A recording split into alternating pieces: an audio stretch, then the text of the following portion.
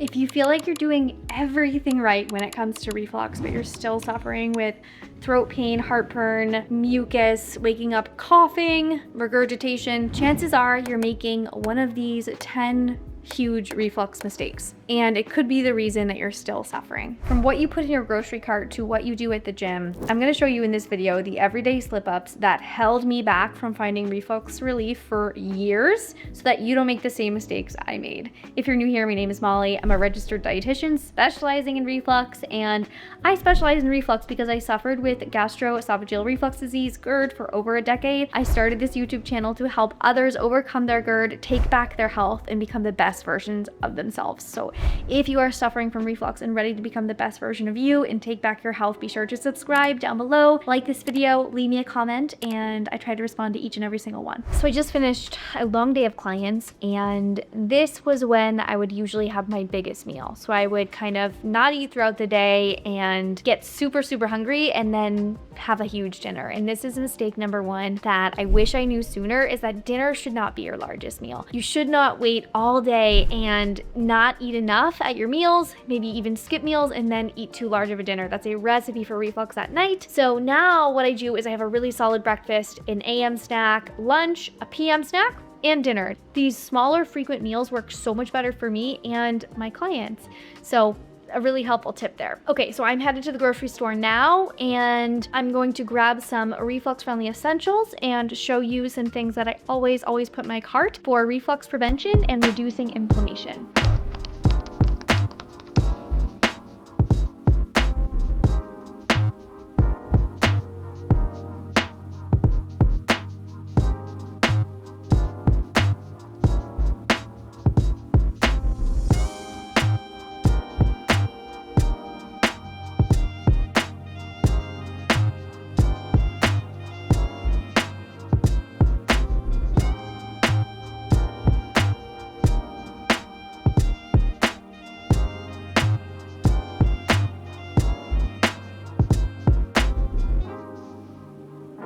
So I had a client come to me the other day, and he was like, isn't there just like a supplement that I can take that will make this go away? And while I do love supplements, and I'm actually releasing my very own supplement very soon, you cannot neglect nutrition. Mistake number two is thinking that nutrition doesn't matter, or that nutrition isn't gonna be important in your reflux healing journey. Nutrition is extremely important. What you put in your body helps to literally heal your tissues, create new cells, and it's incredibly valuable. So I really like to think of a 4-pronged approach when it comes to reflux healing: nutrition, lifestyle, strategic supplementation, and nervous system support. You need these 4 things. So anyway, just wanted to share that because we cannot forget how important it is how we fuel our bodies. All right, so I am home unloading all of my good fruits and vegetables, but I also got a treat, and I wanted to show you this because mistake number 3 is thinking that you can only eat bland food. You can't eat anything delicious, but you can get reflux-friendly treats. Like, I picked up this Nick's ice cream. I'm not affiliated with this brand. I just like this brand. It's sweetened with allulose. It's lower in fat than regular ice cream, and it's a vanilla bean ice cream. So I feel like this is such a great reflux-friendly treat. Why not? You know, you gotta live. Yeah, you absolutely gotta live. So I'll probably have this with like some peaches, and it would be a delicious dessert. And so like finding things that are reflux-friendly, like if you hate Brussels sprouts and kale, you don't need to eat Brussels sprouts and kale. You could have the vegetables you do like chicken with some roasted zucchini or whatever you'd like. So another tip, that I ate bland foods for way too long, thinking that I had to eat the most boring foods, but there's so many delicious reflux-friendly recipes. That's why I started the Flora app. The Flora app has loads of reflux-friendly desserts and snacks and everything to make this process way easier. Another mistake that I see people making all the time is having coffee on an empty stomach. This is probably the worst thing you can do when it comes to reflux. So I just had a little bit of apple and peanut butter. I didn't film because it was pitch dark outside. It was like 5 a.m., but I am having food with coffee, and I will do this for the rest of my life. It is so important to have something with your coffee to buffer the acidity.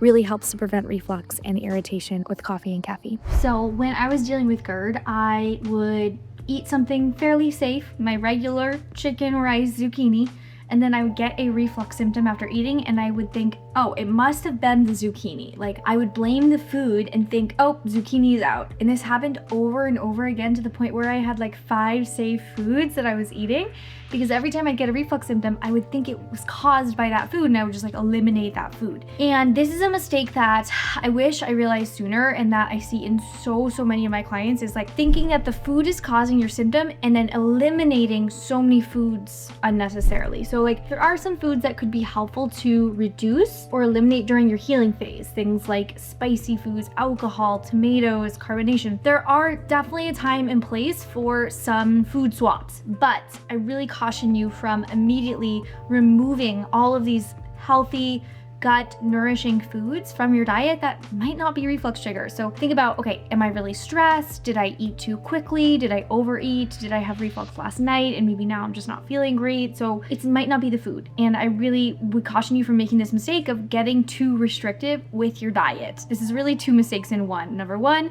is thinking that food is always causing your reflux. And the second part of this mistake is removing too many foods. There's so many reasons why you could have reflux after a meal. It could also just be underlying inflammation from your reflux that we have not healed yet and has not resolved. So we need to address that underlying inflammation and make sure that your diet stays nice and broad with lots of gut nourishing fruits and vegetables, because getting too restrictive harms your microbiome and your mental health. It makes food very scary and can create hypervigilance around food. So learn from my mistakes.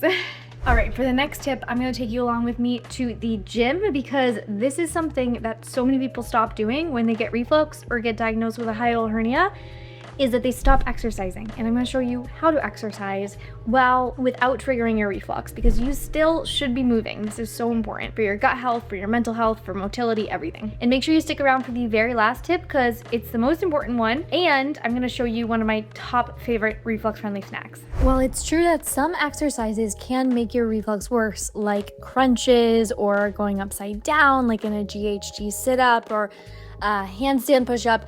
It's still appropriate for someone with reflux or a hiatal hernia to work out. And it's actually really helpful for motility, for your mental health, and your gut microbiome also improves with exercise. So I'm showing you here some reflux friendly exercises that keep you upright, so they are much less likely to cause reflux, and they also don't increase abdominal pressure. Things like step ups with a dumbbell, Peterson step ups, goblet squats, or even cyclist squats with your heels elevated are amazing lower body strength exercises.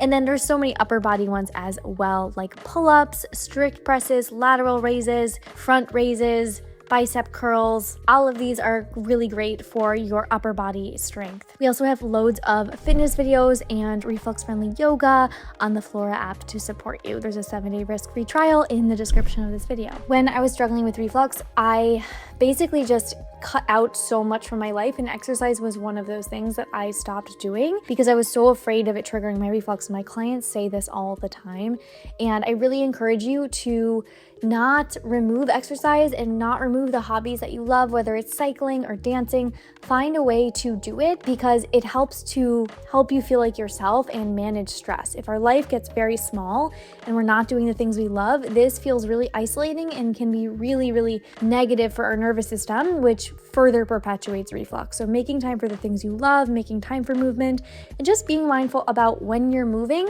with your meals, like having your workout in the morning before breakfast or about an hour and a half, 2 hours after a meal can really help you prevent reflux but still get your workout in. Movement has become one of the most important things in my life for my mental health and physical health, and I have recently been training for High Rocks and a marathon, and it's been a really nice outlet for stress relief, but also just a fun hobby. So I encourage you to think about what you love doing and make time for that. Do not make mistake number 9. This was me for years, and it really held me back from healing my reflux, and it's free. It takes no dollars to implement this tip. So this is what I call mealtime mindfulness. So when you are eating, I really want you to slow down, chew well to about applesauce consistency. This really, really helps to prevent reflux after your meal. Your stomach doesn't have teeth, and so we really have to chew well to get the digestive process going in the mouth, take the work out of our digestion. Also,